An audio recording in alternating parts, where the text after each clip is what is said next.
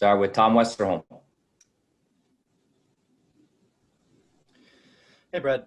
Just wanted to ask about, obviously, some injury news today. Kind of how you see that playing out in the early going with the rotation, and how comfortable you're going to be with some of the rookies who are coming in, maybe getting a chance to play early on.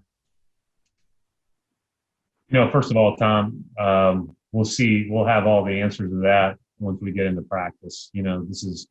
We're still in the NBA protocol the next few days. It's only individual workouts, and it's very limited people in the building at once. So once we start practicing here shortly, then we'll figure all that stuff out. But yeah, the injuries are part of it. We've talked many times here over the last few years. You just anticipate experiencing that. You're hopeful that you can start a season in training camp fully healthy, but we're not. So we'll manage accordingly and try to get everybody up to speed. But, I think we've got a lot of good young players that could complement some of our better players. John Corrales.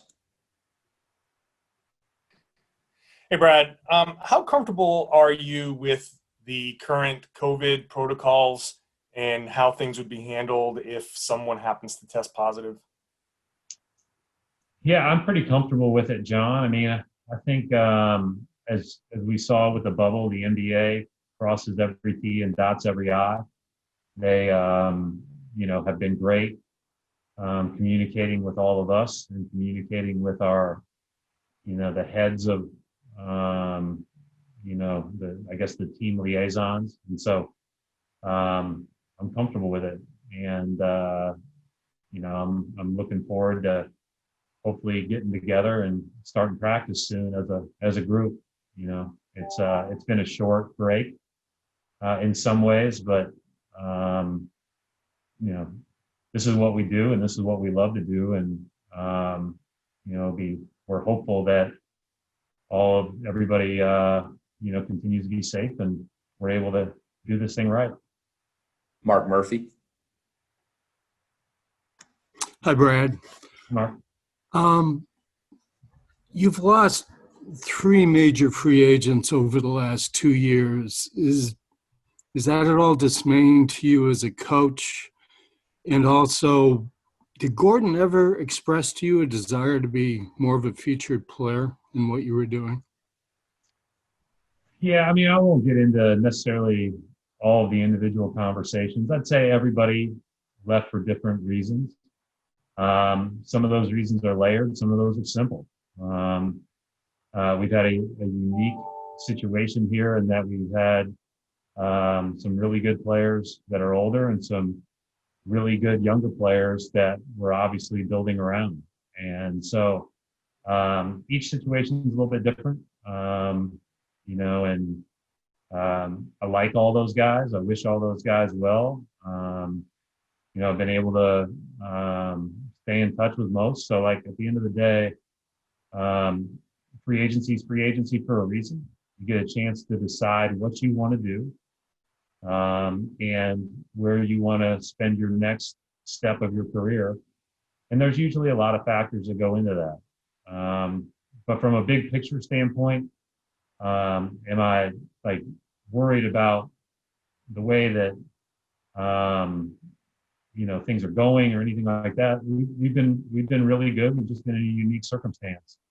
And, our goal is obviously to be a little bit better than we've been, but, I'm certainly happy for anyone that gets a chance to make that decision that they think is right for themselves. Ryan Robb.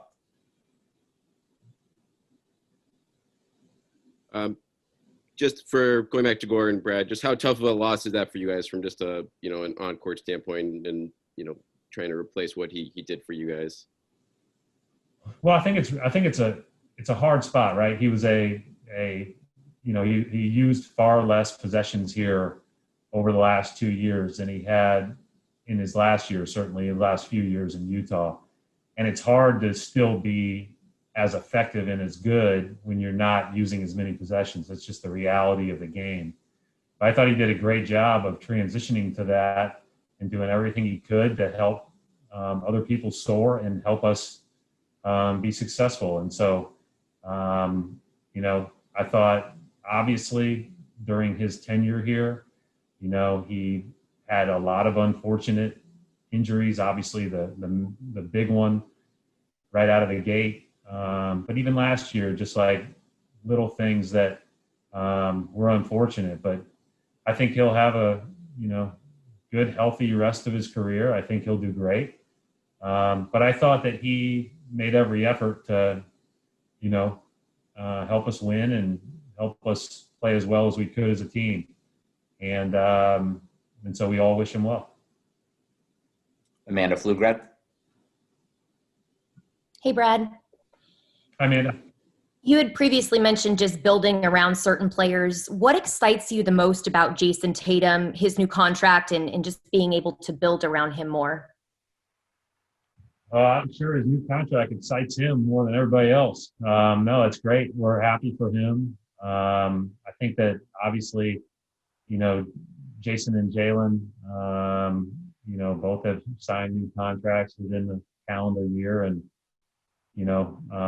both have already made a huge impact with their play on the biggest stage, and all that they've done in their first couple of years in the league. And now the challenge is to continue to grow, continue to get better, to, as we've said before, to not only become some of the better players in the league, but also some of the better leaders in the league. I think they're both exceptionally capable of that, and have already shown that both on and off the court. We're excited that they're here. We're excited that, in a lot of ways, those guys, their ascension late in the season, and I talked about this a little bit, I think last time, when you look at their first 17 games of the season, statistically, it wasn't as good as their last 17 games, and those were playoff games. And I think that simple ascension through the season gave us a chance to be in the mix last year. And, we're appreciative of that, and we think that they're just going to get better and better because they love it, they work at it, and they like to compete. Gary Washburn. Hey, Brad. Can you hear me?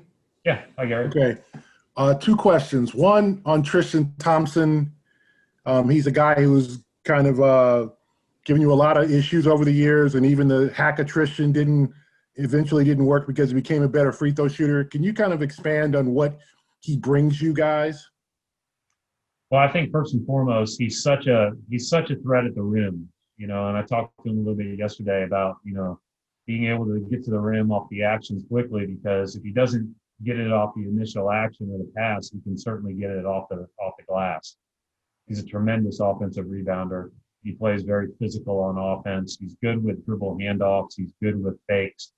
And I think that he'll just continue to improve in those areas. And, I hope that our wings will, with all the attention they draw, that'll open up opportunities for him as well. And then I think on the other end, Gary, he is that versatile big defender where, you can play a traditional defense, or you can be more aggressive, or you can switch.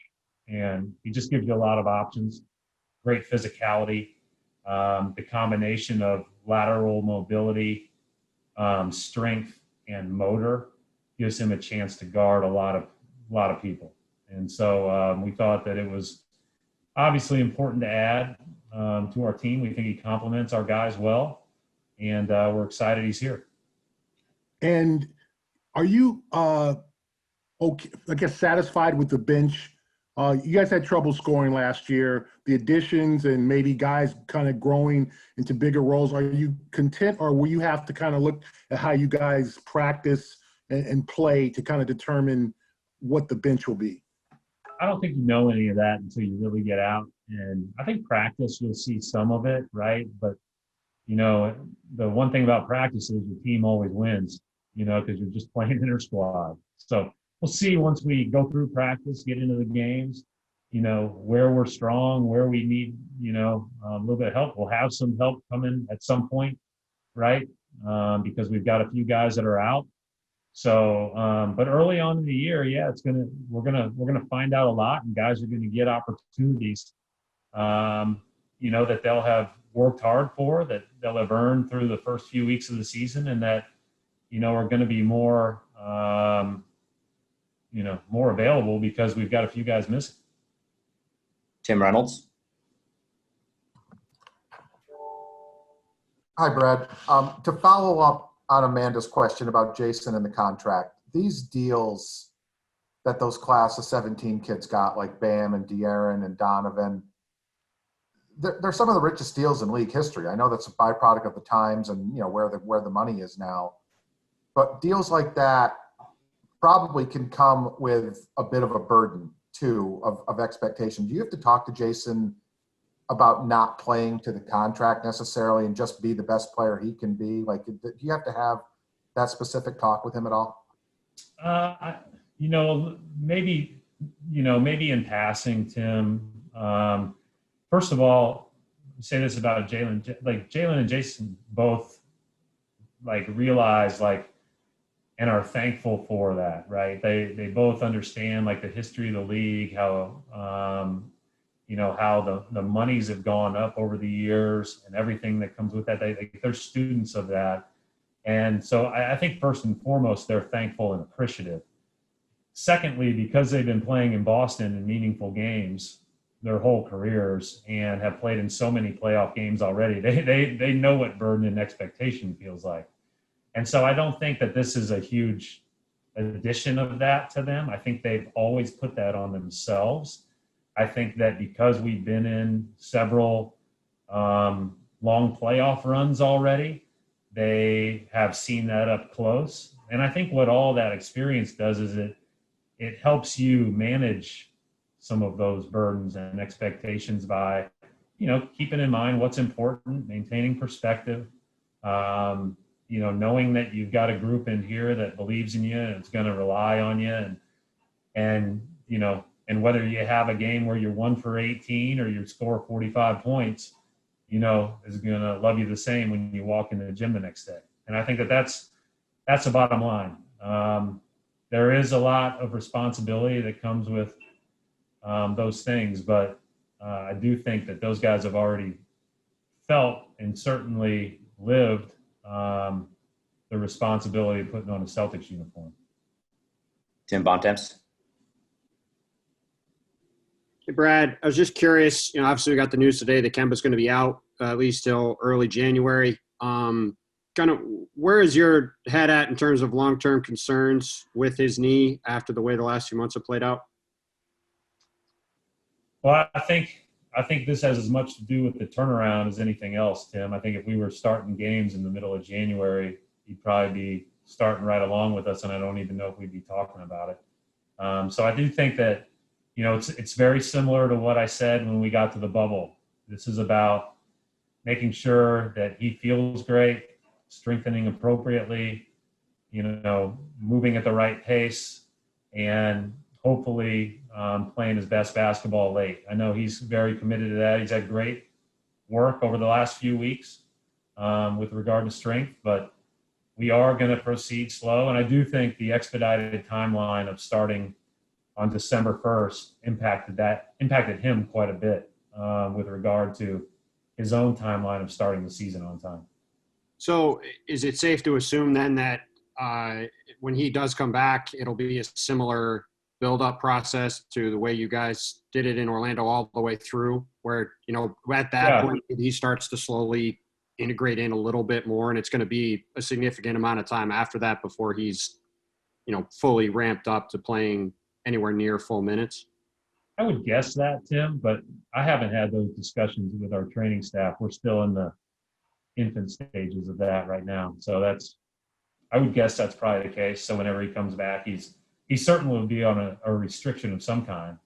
And then, I think that we'll make sure that, again, we manage as well as we can all the way up to,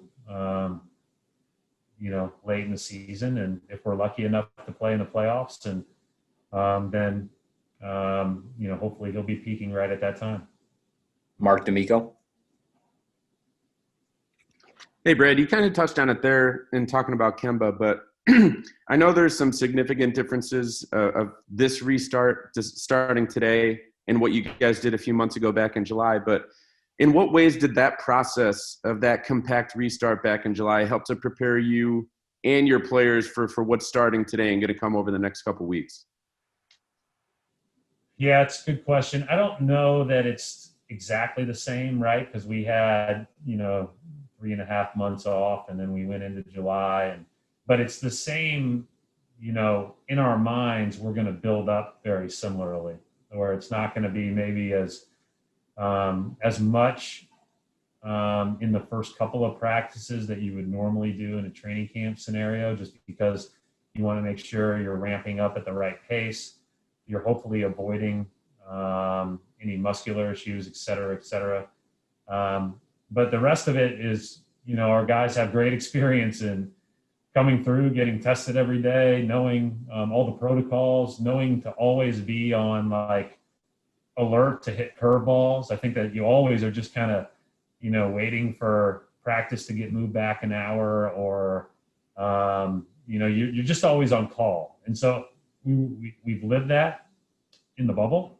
And so that's I think that's a positive to build up on. And we talked about it yesterday, embracing the unusual circumstances to, get a chance to play the game we love is, certainly totally worth it, and something we look forward to no matter when the season starts and how much time we've had off. Last two questions for Coach Cassidy Hubbard. Hi, Coach. You just mentioned about trying to follow the health and safety protocols. It was a lengthy manual. How much do you feel like you have a handle on what the protocols are and being able to communicate those to the team? Well, we have other people in our organization that are on top of every bullet point and are making sure it's communicated to all of us. Luckily, I'm not tasked with that as well. It would be hard to plan the first couple of practices and,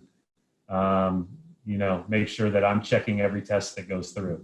So we have other people that do that. We've got a great staff, a great leadership team that, makes sure that we do everything we're supposed to do, make sure we understand all of the rules, regulations, and protocols. And, they did a great job of leading us through the bubble, and utmost confidence they'll lead us through this. Final question for Coach Mark Murphy. I know you've been a fan of Jeff Teague for a long time, but with Kemba's situation considered, just how important could he be early in the season? Well, I think he could be really important, but I think that's, not just early in the season, but all the way through. I think that Jeff puts pressure on the defense in transition.